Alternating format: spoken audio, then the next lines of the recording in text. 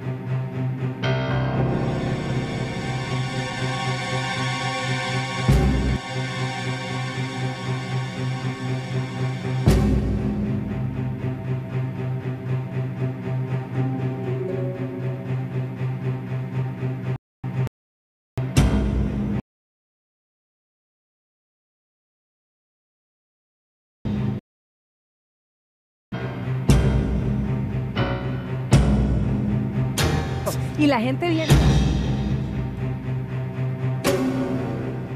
¿Cómo ha cambiado? Porque ahora decíamos, ¿verdad? Ojalá entrara, pero la violencia que hoy se registra en cada uno de los incidentes, ¿verdad? Cuando vimos las noticias, mató,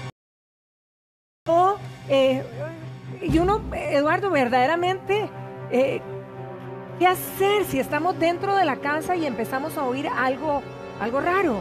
Así es, Patricia. Lamentablemente, los índices que tiene el organismo de investigación judicial reflejan que en los últimos 5 años no solamente se ha incrementado el número de asaltos a los hogares, sino que además se ha incrementado la violencia en cada uno de estos eventos. Es muy triste. Don Eduardo, pero ¿cómo reacciona uno? Porque, dice Patricia, o sea, está uno...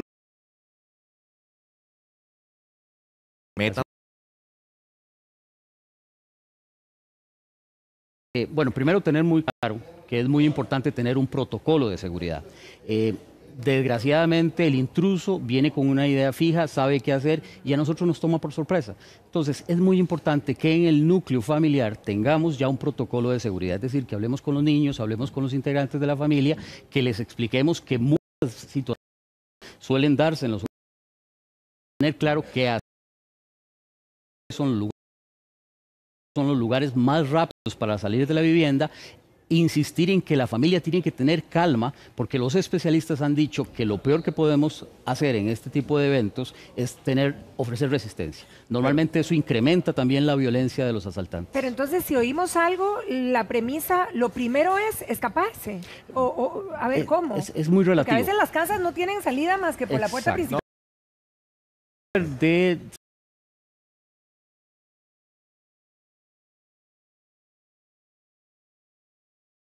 Posibilidades de emergencia que nos puedan tender la mano.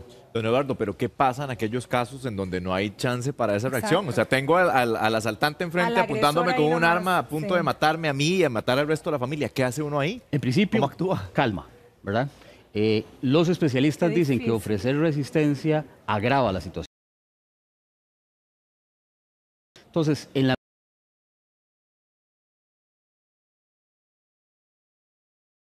hay que defender el ordenamiento jurídico y los tribunales han sido muy conscientes de que exista una posibilidad de defensa frente a esas situaciones. Entonces, si tenemos que defenderlos y no hay más remedio, pues de ahí podemos hacerlo. La verdad es que no voy a ir a la cárcel por eso, porque uno a veces escucha aquellos cuentos de me defendí y me metieron preso. Defensa personal, pero sí, al final quedo yo fregado, porque esta es nuestra legítima defensa. Una defensa razonable, o sea, proporcional. El problema en estos casos donde pero ¿qué proporción va a tener uno si está desesperado? Así es. Licenciado, por ejemplo, se mete la persona, no sabemos, ojo, si está armado o no. A veces no nos damos cuenta porque no nos apunta directo. Pero ¿qué pasa si nosotros logramos a lo mejor defendernos y yo cojo un cuchillo, un sartenazo, lo que tenga ahí y lo golpeo? Porque uno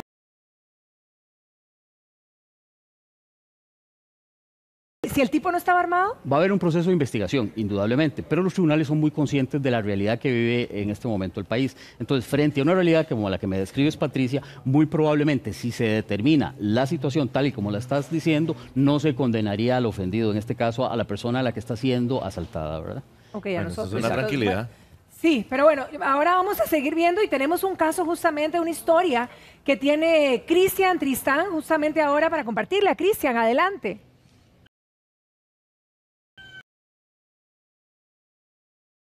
Buenos días.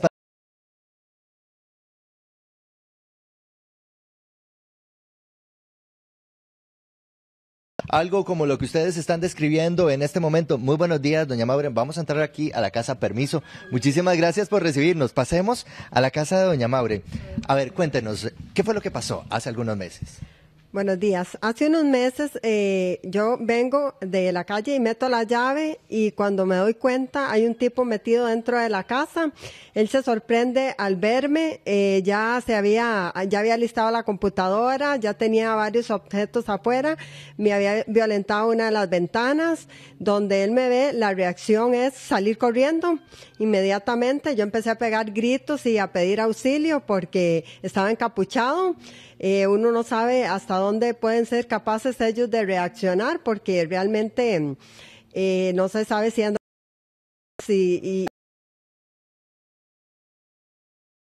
saliendo, o sea,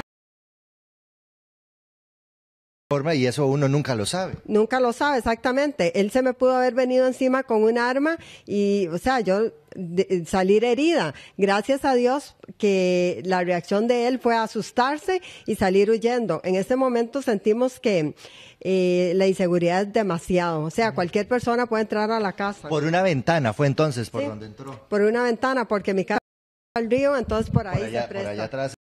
Exactamente, sí. Bueno, pero ahora aquí hay alguien que los defiende y yo creo que hasta uno. Yo cuando llegué dije, primero pido permiso antes de entrar y yo quiero que usted nos presente a Chaco. Él es Chaco, lo compré pensando en la seguridad de la familia. Es un perro muy tranquilo, pero está entrenado para cierto ataque.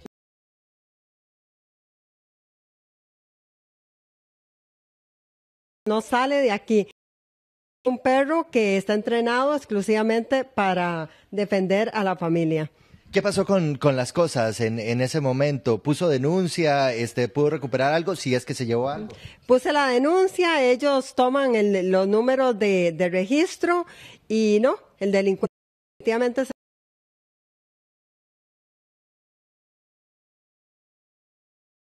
cobrar la tranquilidad porque su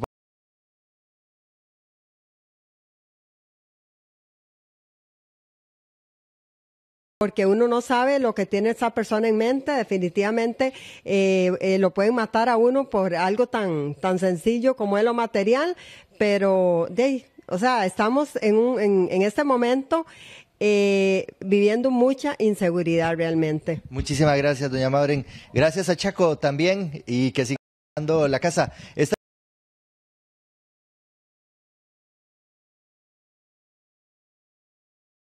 De muchas.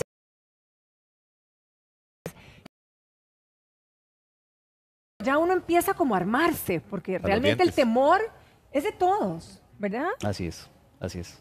¿Qué es la recomendación, digamos? ¿Con qué me armo? Porque ahí ella decía que con el perro se siente segura. Hay gente que pone 15,000 rejas, alarmas, cámaras, pero además todos no tenemos la posibilidad económica de hacer todo. Tenemos que buscar si eso significa. Además de eso, hay condiciones muchísimo más económicas que estas, como por ejemplo, y lo he visto en muchas barriadas de San José, que hay comunidades organizadas contra el crimen. Entonces se ponen de acuerdo los vecinos para montar, de nuevo lo que les comentaba, protocolos de seguridad que les ayuden en casos de emergencia a buscar una alternativa de solución.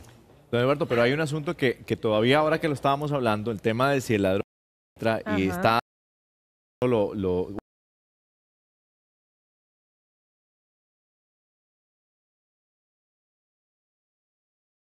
por ejemplo, me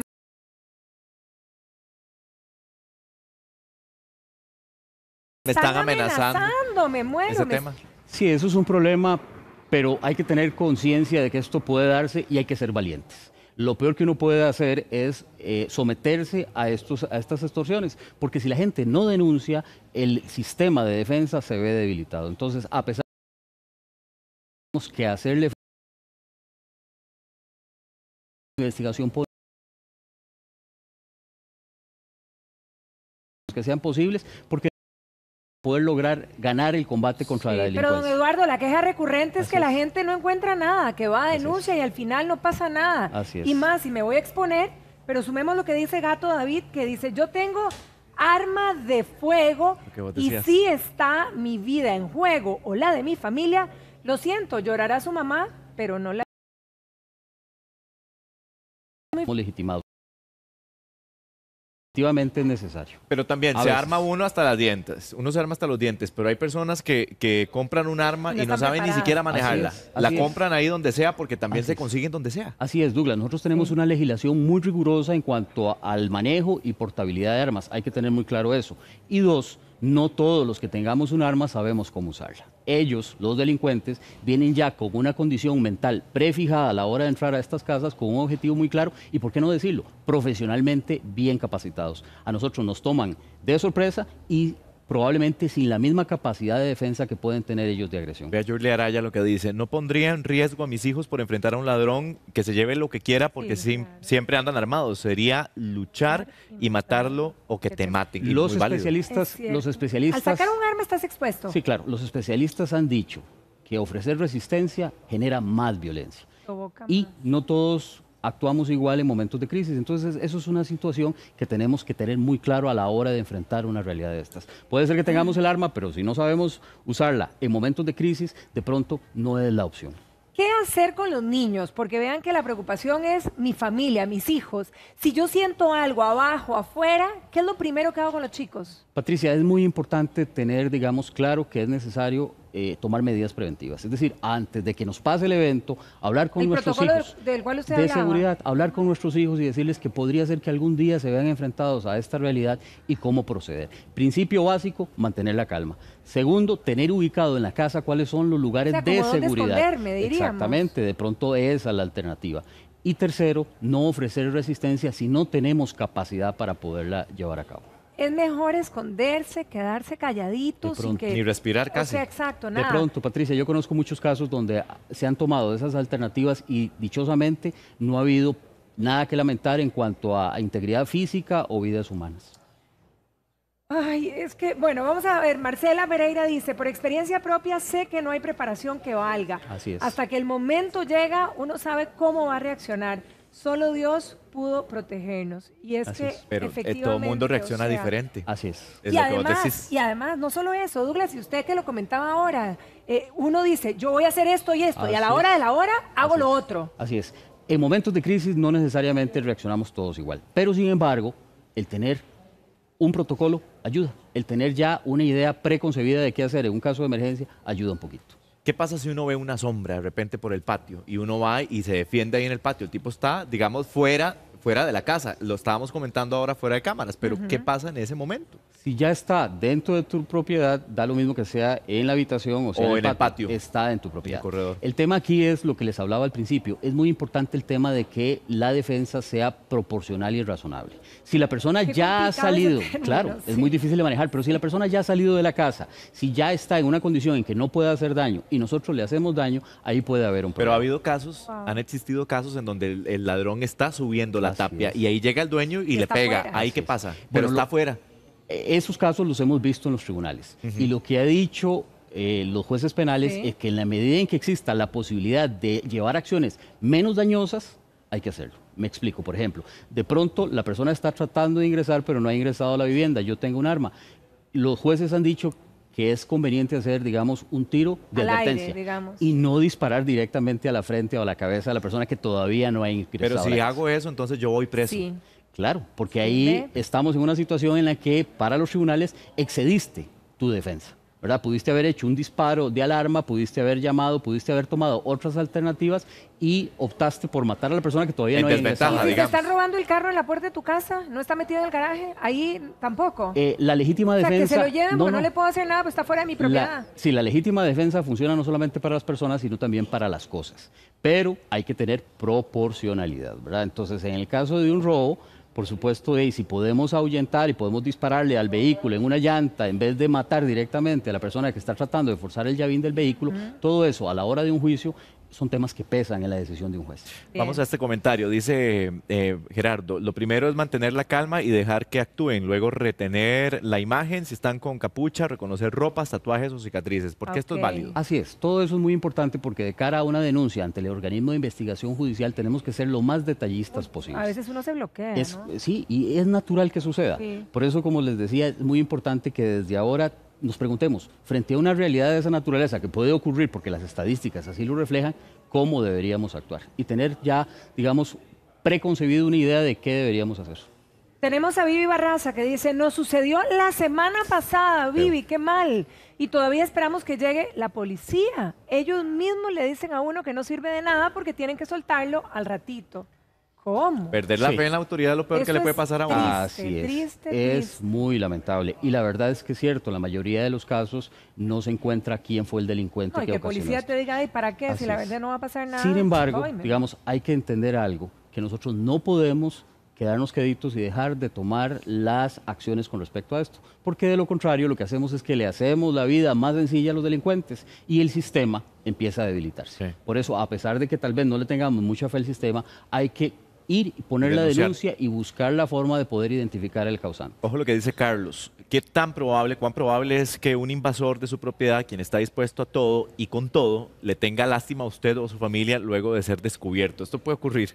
¿Cómo, se arrepiente, llega y iba a asaltar y ya no asaltó. Que tenga lástima a usted o a su familia luego de ser descubierto. Sí. Mire, eso es muy casuístico, ¿verdad? Nosotros podemos enfrentar cualquier tipo de realidad en una emergencia de esas, de un ladrón se arrepintió. Es ser humano, digamos. Es muy importante, de nuevo insisto con esto, no todos tenemos la capacidad de poder hacerle frente a esto y ofrecer resistencia. Si no lo podemos hacer, es mejor no hacerlo. La violencia se incrementa cuando ofrecemos resistencia. Yo creo que este comentario va mucho poniendo en la situación de que, por ejemplo, uno se va a defender como dueño de la propiedad, va a defender a su familia y uno va a intentar dispararle o lo que sea o pegarle con el sartén y el tipo se arrepiente.